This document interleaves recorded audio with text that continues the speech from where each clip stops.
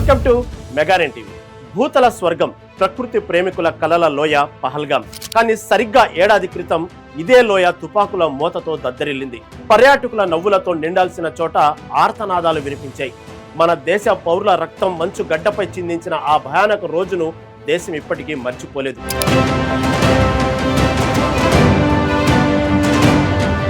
నేటికి ఆ ఘోర ఉగ్రదాడి జరిగి సరిగ్గా ఏడాది.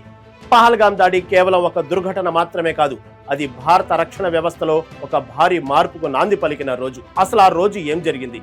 భారత్ నేర్చుకున్న పాఠాలేంటి? ఉగ్రవాదులు చిమ్మిన చీకట్లు పహల్గాంలో ఇప్పుడు తొలగిపోయాయా? మన సైన్యం అక్కడ ఎలాంటి భద్రతను ఏర్పాటు చేసింది? మరోసారి ఉగ్రవాదులు ఎలాంటి కుట్రలకు తెరతీశారు?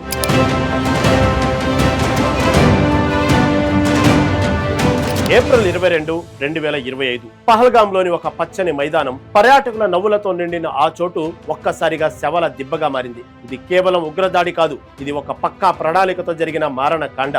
ఉగ్రవాదులు గుంపులోకి చొరబడి పురుషులను వారి కుటుంబాల నుండి వేరు చేశారు.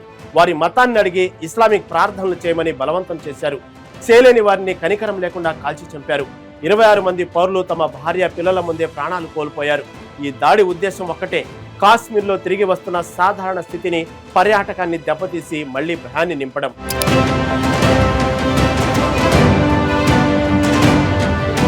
ఈ దాడికి బాధ్యత వహించింది ద రెసిస్టెన్స్ ఫ్రంట్. కానీ ఇది కేవలం ఒక పేరు మాత్రమే. దీని వెనుక ఉన్న అసలు రూపం పాకిస్తాన్ కేంద్రంగా పనిచేసే లష్కరే తోయిబా. 2019లో ఆర్టికల్ 370 రద్దు తర్వాత అంతర్జాతీయంగా ఒత్తిడి తగ్గించుకోవడానికి పాకిస్తానీ కొత్త పేర్లను తెరపైకి తెచ్చింది. 26/11 ముంబై దాడుల సూత్రధారి అయిన లష్కరే తోయిబా పాకిస్తాన్ ISI అండతో దశాబ్దాలుగా భారత్ పై ప్రాక్సీ యుద్ధం చేస్తుంది. పహల్గాం దాడి ఆ వ్యవస్థలో ఒక భాగం మాత్రమే.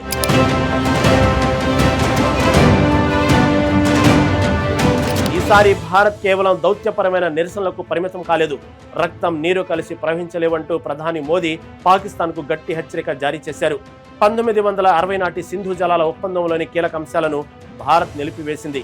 ఉగ్రవాదానికి ఊతమిస్తూ సహకారం ఆశించడం కుదరదని భారత్ ప్రపంచానికి చాటి చెప్పింది. భద్రతను ఇతర అంశాలతో ముడిపెడుతూ పాకిస్తాన్ పై తీవ్రమైన ఒత్తిడిని పెంచింది. మే 7, 2025 భారత సైన్యం అత్యంత శక్తివంతమైన సైనిక చర్యను ప్రారంభించింది. దీనికి చేపట్టిన పేరు ఆపరేషన్ సింధూర్.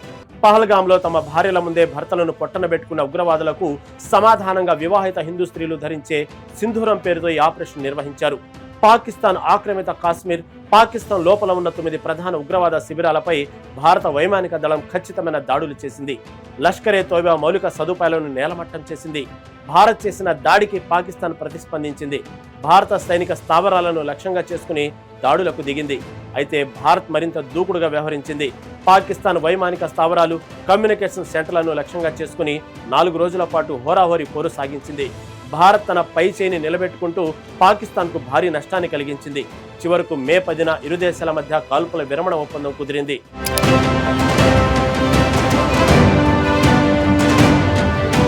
ఆపరేషన్ సింధూర్ విజయవంతమైనప్పటికీ ఉగ్రవాద ముప్పు ఇంకా తొలగిపోలేదు. నవంబర్ 2025లో ఢిల్లీ ఎర్రకోట వద్ద జరిగిన కారు బాంబు దాడి దీనికి నిదర్శనం. ఉగ్రవాద నెట్వర్క్లు నిరంతరం తమను తాము మార్చుకుంటూ దాడులకు ప్రయత్నిస్తూనే ఉన్నాయి. తాజాగా పహల్గాం మారణకాండ జరిగి ఏడాది కావస్తున్న వేళ ఉగ్రవాదులు మరో భారీ కుట్రకు ప్లాన్ చేశారు. పాకిస్తాన్ కేంద్రంగా పనిచేసే జైషే మహమ్మద్ ఉగ్రవాద సంస్థ మరోసారి విష ప్రచారానికి తెరలేపింది. ఈసారి వారు కేవలం పురుషులనే కాకుండా ఇంట్లో ఉండే మహిళలను కూడా జిహాద్ పేరుతో రెచ్చగొడుతున్నారు. జైషే కమాండర్ అబ్దుల్ రౌఫ్ విడుదల చేసిన ఒక ఆడియో క్లిప్పు ఇప్పుడు నెట్టింట కలకలం రేపుతుంది.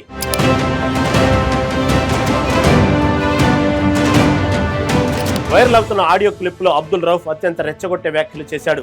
జైషే మహమ్మద్ కు చెందిన మహిళా విభాగం జమాత్ అల్ మొమినాత్ ఇప్పుడు పాకిస్తాన్ అంతటా విస్తరించిందని, కరాచీ నుంచి పెషావర్ వరకు ఈ నెట్వర్క్ చురుగ్గా ఉందని వెల్లడించారు.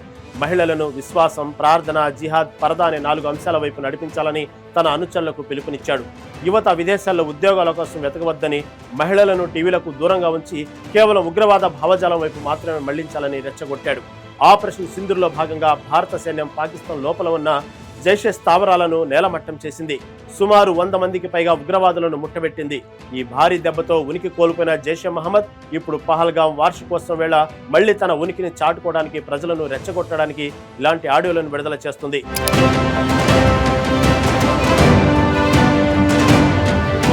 ఉగ్రవాదుల ఈ విష ప్రచారంపై భారత నిఘా వర్గాలు అప్రమత్తమయ్యాయి. ఆన్లైన్ ద్వారా మహిళలను, యువతను బ్రెయిన్ వాష్ చేసే ప్రక్రియను అడ్డుకునేందుకు సైబర్ సెల్స్ రంగంలోకి దిగాయి. పహల్గాం దాడి జరిగి ఏడాది పూర్తవుతున్న నేపథ్యంలో లోయలో భద్రతను 10 రెట్లు పెంచారు. పర్యాటకుల భద్రత కోసం ప్రభుత్వం పహల్గాంలో వినూత్నమైన క్యూఆర్ కోడ్ వ్యవస్థను అమల్లోకి తెచ్చింది. దీని ద్వారా పర్యాటకులు తమ గైడ్ల ద్వారా గుర్రపు స్వారీ చేసేవారు అసలైన వారు కాదు ఒక్క స్కాన్తో తెలుసుకోవచ్చు. ఉగ్రవాదులు ఎన్ని కుట్రలు పనినా భారత భద్రతా దళాలు వాటిని తిప్పికొట్టడానికి సిద్ధంగా ఉన్నాయి. పహల్గాం అమరవీరుల త్యాగాలను స్మరించుకుంటూనే ఇలాంటి విష ప్రచారాల పట్ల ప్రజలు కూడా అప్రమత్తంగా ఉండాలి. దేశ రక్షణలో మన సైన్యం ఎప్పుడు ముందుంటుందని మరోసారి నిరూపితమైంది.